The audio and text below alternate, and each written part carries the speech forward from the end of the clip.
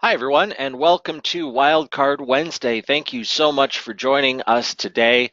My name is Ben Pulowski. I am joined by Robin Kinsey, who is our Hours of Service ELD specialist. She is actually going to be conducting the webinar today, so I'll pass it over to her in just a moment. Our topic for today is admins. Are you ready? So the much anticipated ELD mandate deadline is December 18th. So looking at some of the day-to-day activities for administrators and just making sure that you're prepared and that you have everything in place that you need to stay in compliance as we move into the ELD mandate. So that having been said, I will pass it over to Robin Kinsey. Robin, thank you for joining us today. Thanks, Ben. Good day, everybody. We've recently been talking a lot about training those drivers, and we've had several Wildcard Wednesdays on that, and it is so critically important to have those drivers trained. But it is also very important that those drivers are set up correctly and your piece back behind the scenes have been done. Basically, the agenda is before you even begin, there are certain things that you need to do, like set up your drivers, and we're going to talk a little bit about some bulk tools that we have available so you don't have to do those one-on-ones. Also about the system settings, like with personal conveyance, the yard move, make sure your DVIR defect list is set up. We're going to talk about the documentation that's necessary. We're going to talk about unassigned logs. Unassigned logs is the #1 biggest pain in the butt that you're going to experience from an administration perspective. So it's very important that someone is on top of that. We're going to talk about that. We're going to talk about editing logs and violations and how to overcome that, how to print your logs, and some basic troubleshooting and training. So the first thing you do before you even begin is to set up your users. So in order to do that, within my Geotab, you need to go to Administration, Users, and Add. And typically you'll add that user just like everybody else. Do remember that sometimes drivers do not have an email address. That's okay. You can set up their username in a format that's not email. It needs to be longer than 6 characters in order for that to work.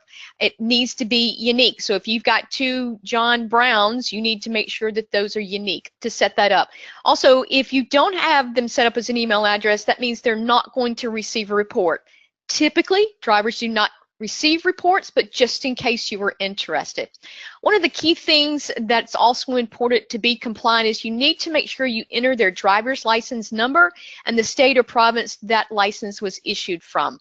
Now, recently, either in the September or the November release, the states have been changed the way we do it. So my license is issued from the state of Georgia. So if I type in Georgia, Georgia, only the first 2 letters is going to be showing. So it's important that you only use the 2-letter abbreviation for that. You also need to set up on the drivers tab. So when you set up the users as a driver, you're going to have a drivers tab pop up. You need to make sure that you set that user up as a driver. I get many calls when someone says, hey, I set this driver up and they can't log in. It's because you have not turned on the driving feature. So you need to make sure you check yes, that he is a driver. And then when that happens, you need to go to the Hours of Service tab. And you need to set up the default rule set. Now, when I say default, there are occasionally drivers where they may have the 60-hour, 7-day rule set, but they go to Canada and they need to flip over to the Canadian duty cycle 1. But the default needs to be set up. We can talk about changing rule sets later. Also, make sure you have the home terminal name and address in there, so that's their home terminal. Okay, so again, if I'm down here in Savannah, Georgia, that might be my home terminal, but the authority name and address might be Las Vegas, Nevada as the authority name. So make sure you have that information in there as it will be showing on the compliance report. So we do have bulk import of drivers, so you don't have to do them one by one. And I'm sure that Ben will provide this presentation for you, plus this webinar is recorded. I just clicked on the link here, and this is the import tool that you can use to import in bulk some of your drivers. There's also an instruction guide that will actually walk you through how to do this. So I'm not overly technical, and I always feel like if I can do it, anybody can do it. So this is just a quick one-pager of how this works. We also have the bulk import of logs. So you can import these logs. So let's say you have a new hire and you want to import his previous 7 days of logs. You could be able to do this in this manner. So there is a way to do that so you don't have to enter them one by one. And also there is an add-in that will be coming soon that will actually help you do that. And also transferring logs from other ELD systems like the competition. So again, before you begin, you need to make sure you go into the system settings. Under administration, system, then system settings, choose the default DVIR list, both for the tractor and the trailer. Now, you can have more than one defect list, but unfortunately, you can only choose one list at a time. So right now, we do not have the feature that I'm frequently asked for, that they want this one defect list for their Class 8 trucks and they want this other defect list for their box trucks. Today, we can't do that. You can only choose one list at a time. Hopefully in 2018, we'll see that expanded some. So again, you need to check the defect list for both the truck and the trailer, but they can be customized. It is set up to be compliant with the US. If you go into Canada, Canada actually has a different set of defects. So make sure that you are upon regulations on that when you do your changes. So documentation, this has changed over the last few months. So if this is the first time you're hearing this, this is the list. But if this is the second or third time, make sure you have the latest copies of what's needed to be inside the cab. This is actually documentation that is required to be in the cab of the vehicles. Either hard copies or you can save it to that device. Like if he has a tablet, you could actually save these to that tablet so that he can have access to it. So it could either be a hard copy or basically a soft copy. Very, very soon we have an add-in so that this documentation will actually be embedded into Geotab Drive. So this is actually some of the information here for the Drive add-in, okay? Now, you should always have paper logs to be used as a backup in the cab in case anything goes wrong. You never know. So unassigned logs. So this is very critical administratively. And if you let these logs, unassigned logs, get out of hand, it's going to be a bear to really wrestle down to something more tolerable. Because every time that truck moves more than 5 miles per hour, it is creating an unassigned log. And those unassigned logs either have to be assigned to a driver or make a manual annotation. Okay, so if you want to do that in a large amount, and notice in the November release, it's a lot more organized. Before, all the unassigned logs could look very chaos because it was times and different trucks, and it was all mingled together. Now we have it organized by vehicle, by day, so it's a lot easier to say, okay, this truck 1, 2, 3, here's 6 logs all together. It's very easy to check those boxes and be able to either reassign them to another driver or make that manual annotation. Now, once you make that manual annotation, you'll actually, they don't go away, but you'll actually take them out of that bucket that's unassigned that the driver can see within his Geotab Drive when he logs in, where he says, are these logs yours? That piece will go away even with a manual annotation.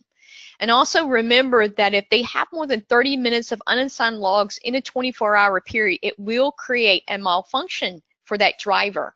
So you need to be aware of that. Another reason to stay on top of that.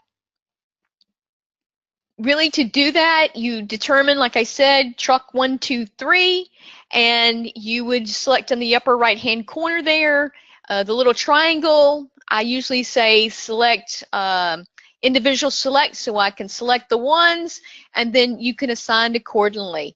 You just click on it, it says edit logs, make the change, whether it's change the driver or if those other options is there, or make the manual annotation down there in the notes.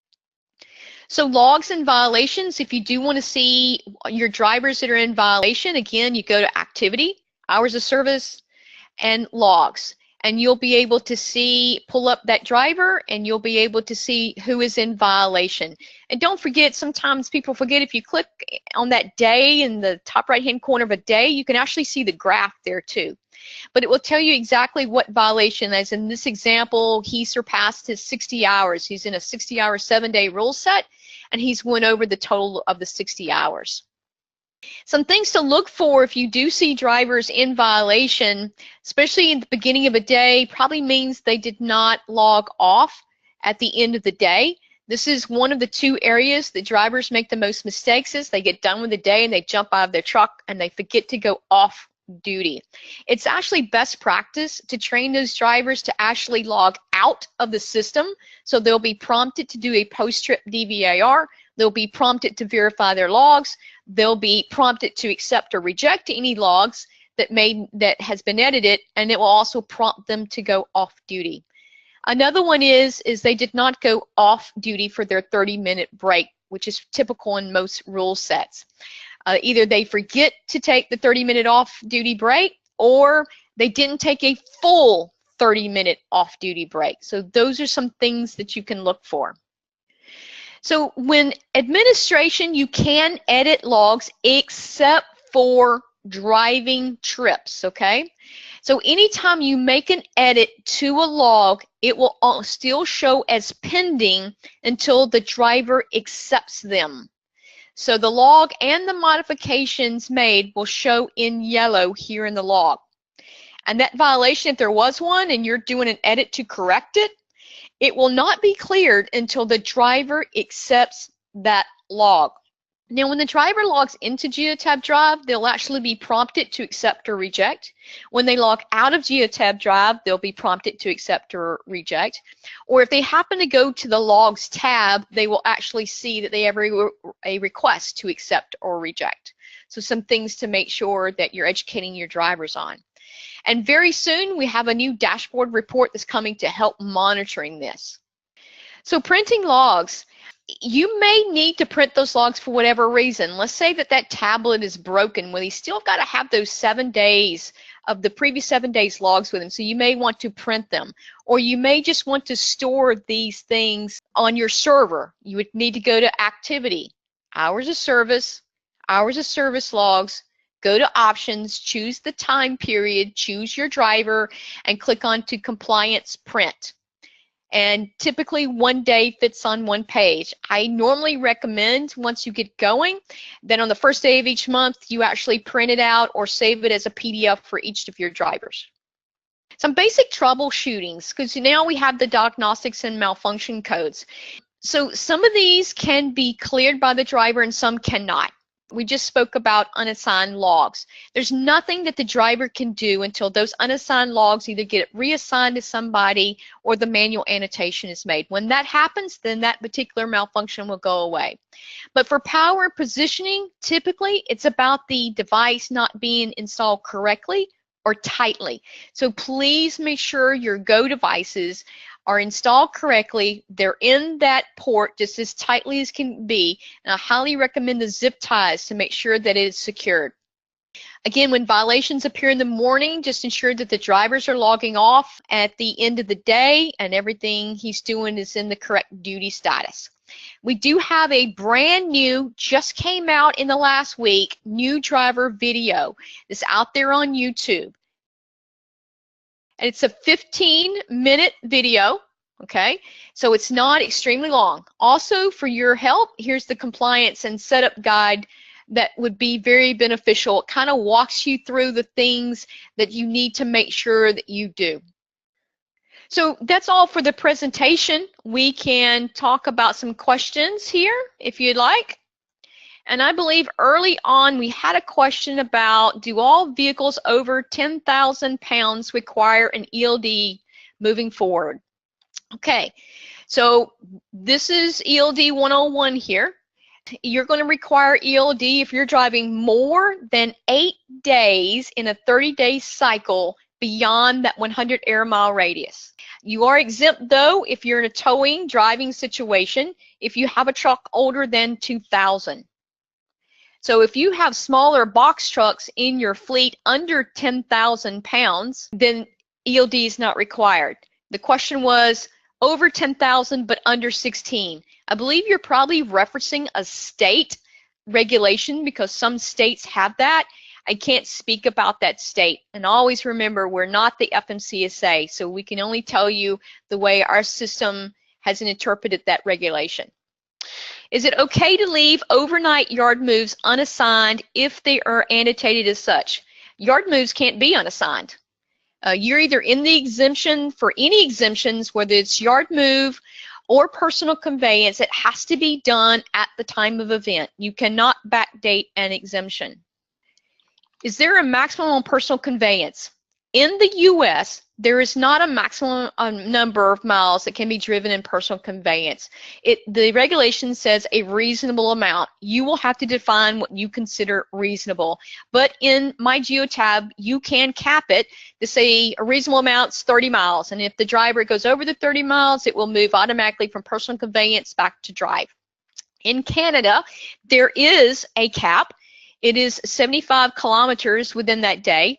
So that's one of the main reasons we have that is for Canada. But I have many companies in the US that wants that also. And the questions are coming in so quickly, I can barely keep up with the... We're getting a ton of questions here. Just because it's been asked several times already, yes, we will share this this presentation with you. Robin, I don't know if this is a public deck at this moment. We can just share the link. But if not during the webinar, then we'll send an email out later to everyone with a link to the deck. When is the add-in for the paperwork going to be available? I believe it's available now. In the presentation, there's the code for the add-in. If you know how to do an add-in, it's very simple. If not, that may require a one-on-one with someone, so you have to reach back out to someone. Next question. What happens if a driver logs into a vehicle that is someone else is currently logged into? Great question. So let's say that I'm driving this truck, and it's truck 123. I've selected it, and I'm driving it. But all of a sudden, Ben is confused, and he selects my truck. Well, Ben's going to get a pop-up that says you are about to take someone else's truck from him. And if he says, yes, I'm going to do it anyway, and he says yes, then I am going to get a notice that says Ben just took my truck. So both the driver that took it and the driver that it was taken from, both will get notified. So for over 10,000 pounds but under 100-mile radius, is ELD required? Again, I can't speak for the FMCSA, but it's our understanding that that truck would not require ELD, only the same type of logs that you're currently doing today, which is probably some type of clocking in, clocking out, and proving that you're going to the home terminal every night. Okay, what if a driver has to keep logs and then the beginning of the day he is driving a CMV, but the last part of the day he switches vehicle and it's no longer a vehicle over 10,000 pounds, not a CMV? Does he need to track his drive time while he's driving a non-CMV? Yes, he does. But in the non-CMV, that would not be considered drive time. It would be considered on-duty time. And how you overcome that is to, in that non-CMV vehicle, choose yard move, make the annotation, because yard move counts against on-duty time, not against drive time. Can you speak to how to manage ELD on CMV when you tow and when not towing, like an F-250? So when you are, that F-250 is not a 10,000 pound vehicle. And if that's a CDL driver driving that F-250, again, that goes back to, I would use the yard move, so that counts against on-duty time, not against drive time. But once that F-250 gets a trailer, it now becomes a CMV probably. So that would count just like it would if it was a Class 8 type of truck. Now, the problem lies in, that's probably going to be a pain in the butt for administrators, is when that F-250 is still generating unassigned trips if it's a non-CMV and it's a non-CDL driver in it. So there's a couple of workarounds you can use. You can actually use Geotab Drive as driver ID only, so therefore it will reduce the number of unassigned logs that you have. What are the mileage limits to the yard move? There are no limits to the yard move on mileage. Now, when you're in the yard, and that yard could be 10 miles, 20 miles, however, you could drive inside that yard 50 miles. I think of a yard as non-public roads. It can be your yard, your customer's yard, but it cannot be a public road except in the instance for that CDL driver driving that non-CMV type vehicle and when he would use that yard move. How will our drivers keep 14 previous data if they're in stop dead cell zone? So if you are in, if you don't have cell coverage, we have store and forward. All that information is still there.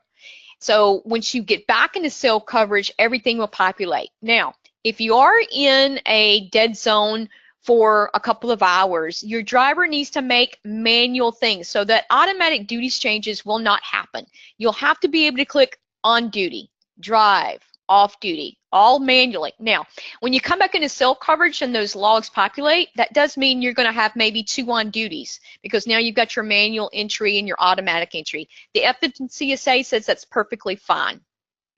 What does personal conveyance mean? Personal conveyance is personal use. That means the truck cannot be loaded. If I'm a long haul driver, I just dropped off my trailer and I'm driving from that stop to the hotel, that's considered personal conveyance. It counts against off-duty time, not against drive time. Will box trucks under 26,000 pounds be required ELD if they stay within the 100 air mile radius? That has to do with if they come home to the home terminal every night, and if they're under 26 but over 10,000, if they surpass that more than 8 days in a 30-day cycle, then they would need to be ELD compliant. Can you create a feature where we can switch drive time to yard move if they are within a zone? No, we cannot because that is against regulations. The regulation says that all exemptions, including yard move, must be done with the driver. He must start and stop it. Does the DVIR have to be done electronically? No, it does not. The regulations has nothing doing or stating that the DVIR has to be electronic. It can still be done on paper. But I would advocate, you're already training your drivers, what's a couple more clicks? So now you can be proactive with your maintenance instead of reactive, because it's almost near real time. You could get any defect that they would choose instead of maybe getting that paper 2 or 3 days, and I've seen it in cases 2 or 3 weeks before the mechanic knows which defect is chosen. If a driver is on personal conveyance for 1 hour, is that time considered part of his 11-hour driving time? So personal conveyance is considered off duty, okay? So if he's on the 60-hour 7-day and he went on duty at 6 a.m. and he went to personal conveyance at 7 to 8 and then he went back to work, that would still be part of his day because that's all part of his 14-hour day. But at the end of the day, and you got to remember, he has to be totally unloaded, and he's driving to that hotel, then that would be considered off time and that would be part of his 10-hour reset. So that's got some variables there. So I wonder if you're in the middle of the break and they decide to move over a bit and it goes to drive even though he's only going 2 or 3 miles per hour. So, Robin, that question is actually related to confirming personal conveyance. So when you're in personal conveyance and turn the ignition off and turn the ignition back on, you'll have to reconfirm personal conveyance, if I'm correct. You are correct. So if I'm in personal conveyance and I turn ignition off because I stopped by the 7-Eleven to get a soda and I jump back in my truck, you should get an alert that says, are you still in personal conveyance? And you have to say, yes, I'm still in it.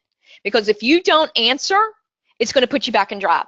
Which brings me to another good point. With yard move, it's similar. So if I'm in yard move and I do a stop, when I get back into my truck, I've got to put myself back in yard move because ignition off turns yard move off. Can the driver's seat icon be added to the bar across the top with their name? That's a good suggestion, Ryan. I suggest you reach out to your reseller and let them open a feature request with a support case. Okay, driver did not log off duty when finished for the day, and the next day when he started, the device still showed him as driving, which put him in violation. Tried to add off duty, but we keep getting error. Okay, this is a one-off choice, so you need to reach out to your reseller. If they can't determine that, they can open a support case. But if he did not log off duty at the end of the day, that means he's going to be on all night, which is going to cause him a violation. And if he didn't log out of the system and he's still associated with that vehicle, if somebody else jumped in that vehicle and took it for a drive, he's going to get assigned those logs. So you'll have to move those logs.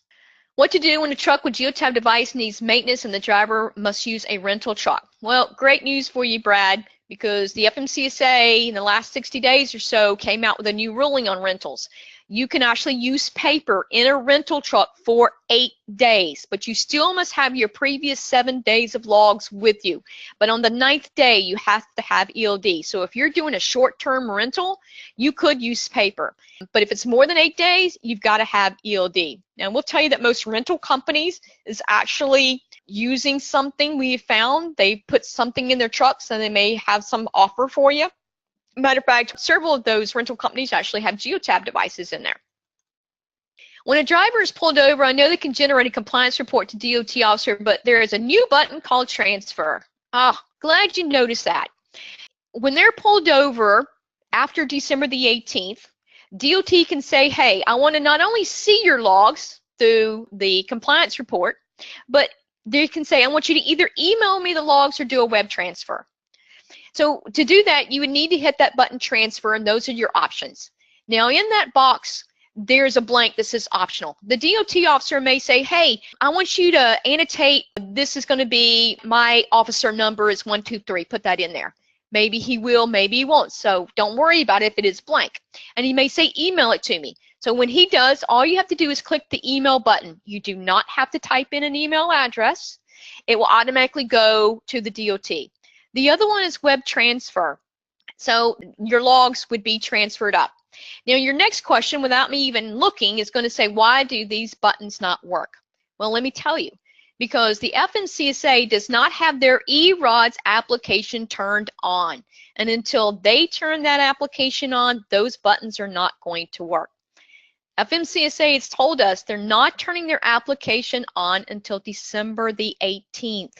I know that sounds scary. There's nothing we can do about it. So when they turn that application on, those buttons will work. The FMCSA did provide all vendors like Geotab a way to test that theory of transmitting back behind the scenes. We have tested it.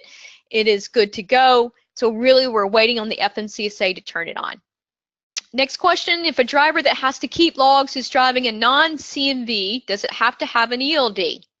No, it does not, but he would manually have to put himself on duty when he is driving that vehicle. I would not recommend keeping paper logs in that because you would actually be going against regulations because he has to have ELD logs no matter what. So really you're creating double work by having him do paper because you're going to have to transfer it over to ELD. So he could just use his tablet or phone or mobile device and put himself on duty while he's driving that non-CMV vehicle. Can you create a feature where we can switch drive time to yard move there within a zone? Again, no. It is required that the driver does it at the time that he goes. It cannot be automatic. It's against regulations. Is there a notification the driver forgot to write the shipping document number or destination or trailer number? You know what, Eve, that's a great suggestion. Today, no, there is no feature or notification telling the driver they did not do that, but I think that's a great idea. Please reach out to your reseller and have them submit a feature request. What if the ELD or drive app goes down and the driver needs to take an exemption like yard move over the 16-hour exemption? He wouldn't be able to do so. Well, if the Go device or the tablet is not working, you always need to resort to paper logs, and they can take any exemption they want to the same way they do today on paper. Can personal conveyance be considered break time? Good question, Philip. I guess it could, but you may have some DOT officers that might not think it would, because if they're in the middle of their workday, more than likely they will have a load and they can't do personal conveyance while they have a load. Oh, Joy, so you said this morning rental companies have just been given a 90-day extension on the ELD ruling. I'll have to research more of that. I can't speak on it because I have not seen the notice that came out this morning. Joy, do me a favor and shoot that to me via message so I can look at it. Have you heard of the DOT officer asking for the RPM readings on the Geotab drive application? No, that is not required. That is definitely not part of any hours of service regulations. Do we need to enter into Geotab drive when we stop for fuel and of each delivery for DOT compliance? Many customers do tell their drivers, because that would be considered on duty time, to make that annotation on their logs when they stop and got fuel. Okay, so it would match up with their fueling receipt. Is there a way to star or highlight what items admins needs to have in place for the drivers to stay compliant on the back end? Joel, I'm not sure if I understand that question 100%. I showed you the checkoff list. You can certainly go down the checkoff list to make sure you've got everything done. During DVIR, would it not be better, easier with a drop-down tab asking for pre-trip, in-route inspection, post-trip does not always flag? And the only time it should not flag for a post-trip DVIR is if the system knows that the truck did not move, or if I think there's maybe a short time limit. So if I did a pre-trip and then 10 minutes later I try to lock out, you're right, you would not get a post-trip.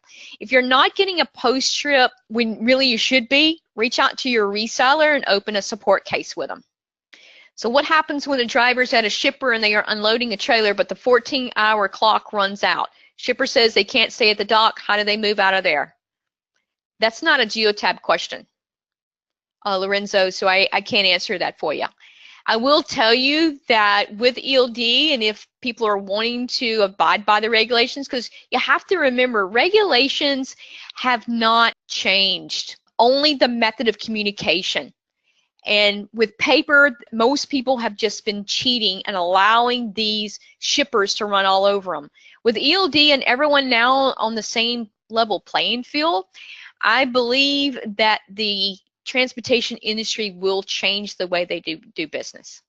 Would the RPM question be due to hard acceleration flags? It may be, but DOT has nothing per regulations about harsh acceleration. If he's trying to catch him in speeding, he has other ways to do that.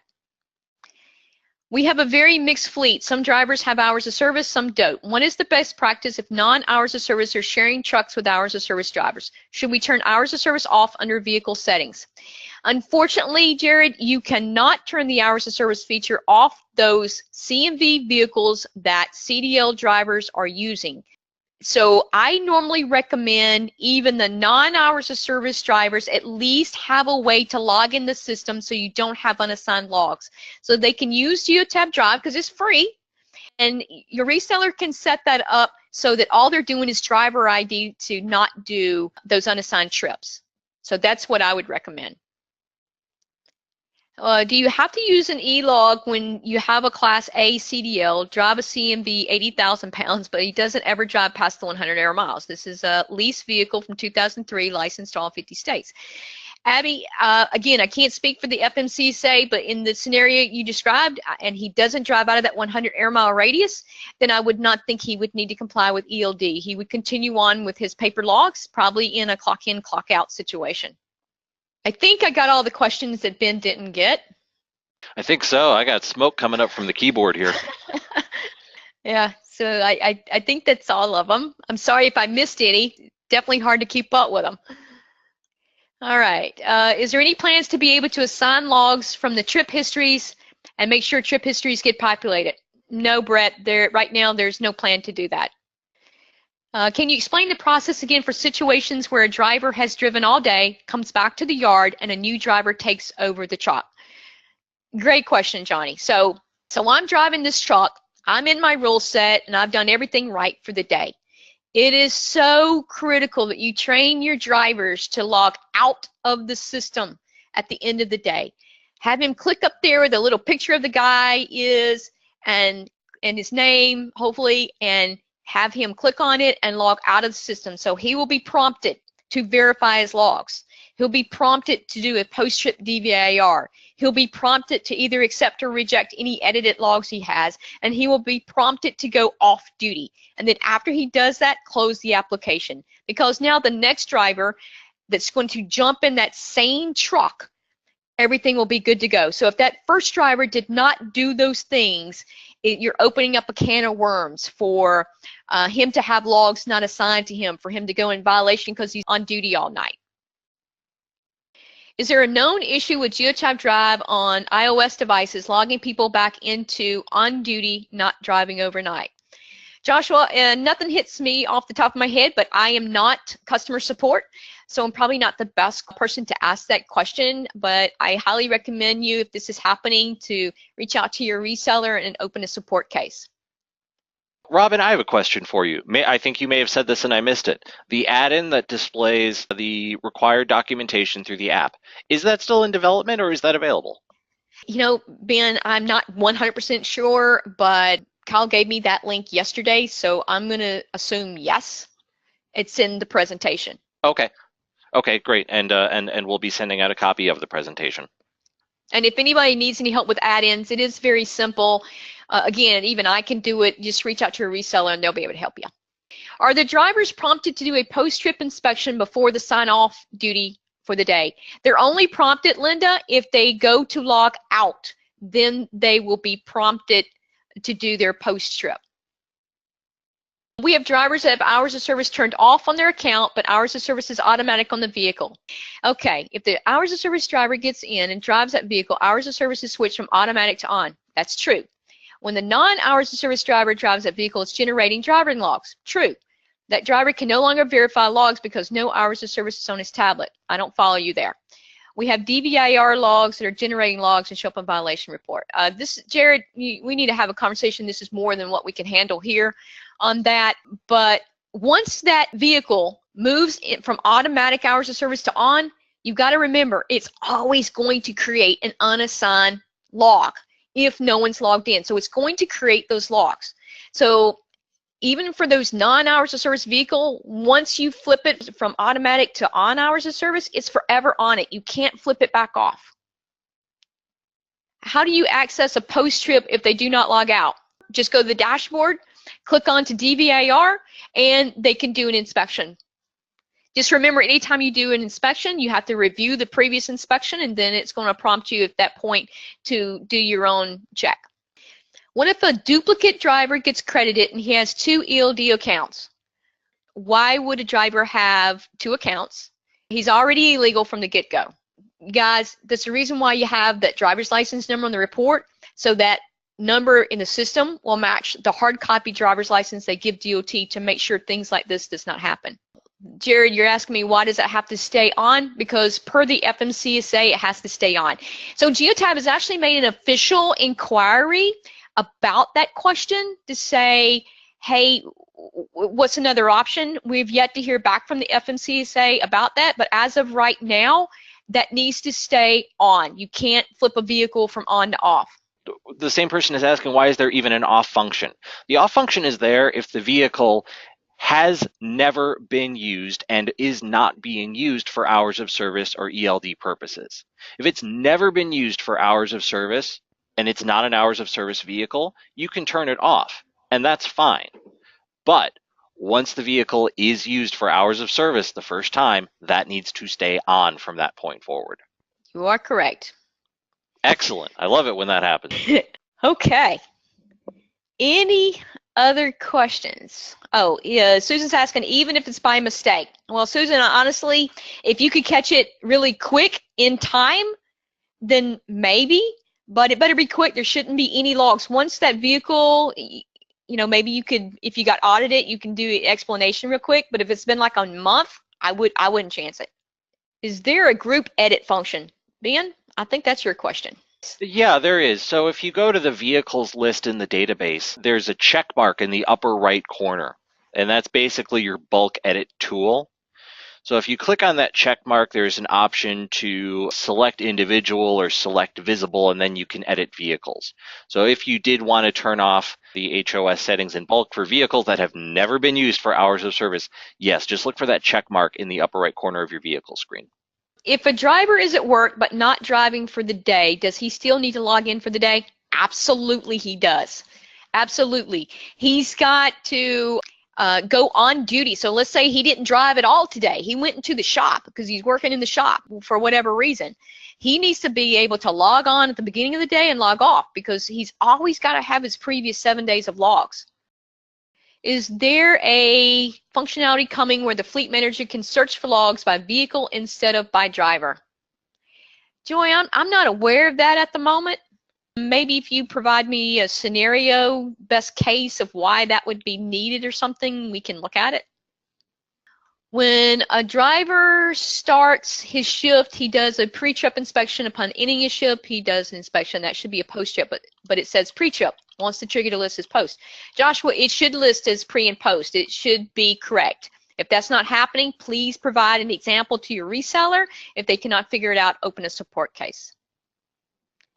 Some of our drivers take trucks home. Do they log in at their home before driving and perform a DVIR, or do it once they arrive to home terminal? They need to do it before they go off duty, okay?